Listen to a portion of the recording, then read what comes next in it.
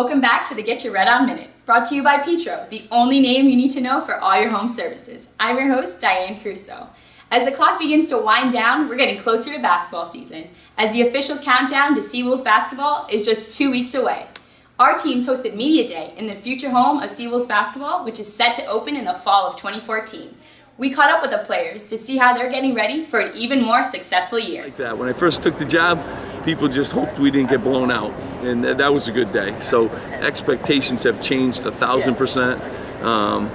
But that's a great thing. That means we've really done what we're supposed to do with the program, and I put high expectations on where we're supposed to be, and I think our players do the same thing. Coach makes a schedule so that we play tough teams, in the non-conference, so that it prepares us for the conference schedule. And I think that's really good because since we're young, we're going to get our young guys involved in the non-conference, and then that will help us, in the conference tournament. Men's coach Steve Peichel's squad is still looking deadly, even after losing some key players to graduation, while Jameel Warney is ready to lead the Seawolves after his breakout season. He could be really good. He doesn't know how good he could be yet. He's improved a great deal. He spent the whole summer here working on his game. I'm real proud of how far he's come, but he still has a ways to go. But he's a special talent. He's got great hands. He's physically gotten stronger. He's in better shape. He's really, really a good player, and he's a great passer, which people don't realize, which is a tough skill for big guys. They're not known for that, and he can really pass. Yeah, I think I could be very good. I think last year there was days where I would just seem like I just want to pass the ball, and there gotta be days where I gotta do both, and I gotta be aggressive, and I'll feed off, and the team will feed off of me, and they'll get easy shots. On the women's side, head coach Beth O'Boyle is taking her team all in. And we're going to be all in. We had a speaker come in, and he talked about all in, and I felt like that's what our girls give. And as long as we get that in practice, the sky's the limit for us. He says you want to live your life kind of by like, oh well, I tried everything I can, not what if I did this more, what if I worked out more, what if I studied more. So that's kind of the message of all in, like always trying to give it 100%, always striving towards what you want, and not slowing down and not blaming it on other things, just taking it and going for it for yourself. As the coach of the women's team, as we are building our program, to have an arena like this is such an incredible asset. We talk about with our recruits, where are you going to make threes and get and ones? And on our tours, the biggest thing is who's getting the arena key. Yeah, definitely. Coach Peichel told me about the arena. He said it was going to be finished in fall 2014. So I was like, I'm going to have 2 years of playing here. Yeah. So it's always been my dream as a kid. Playing a big arena in front of thousands of people.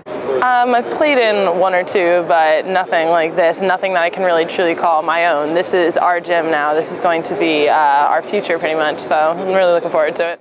Our men's and women's basketball teams joined the rest of our student athletes as they participated in the annual Walk for Beauty, which helps raise money for breast cancer awareness. Our student athletes cheered on the walkers as they both enjoyed a beautiful day for a beautiful cause.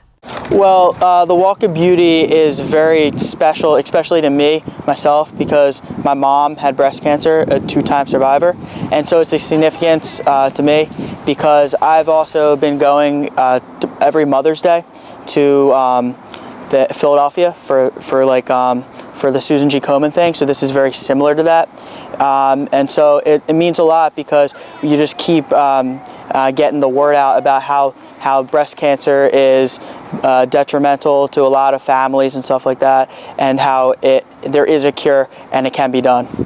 It was really nice to see the interaction between us and the community. I think it was really good. What was really neat for me was seeing the sea of people all dressed in pink walking by, and then near the end where the athletes had to walk behind them. So it was a huge sea of pink, a huge sea of red at the very end of the race, and I think it was really neat that we got to be a part of this community service event. I was talking to a few different people, and they were saying how this means a lot to their families because they've had cancer survivors in their family, and and it's great because like me being with my mom and everything like that, we were talking about how we each coped with the situations. That's it for today's episode. Remember to come back next Friday for another edition. Stony Brook Athletics always loves more fans, so be sure to follow all of its social media outlets and use the hashtag Seawolves to keep the conversation going. And remember to get your red on. It's what we do.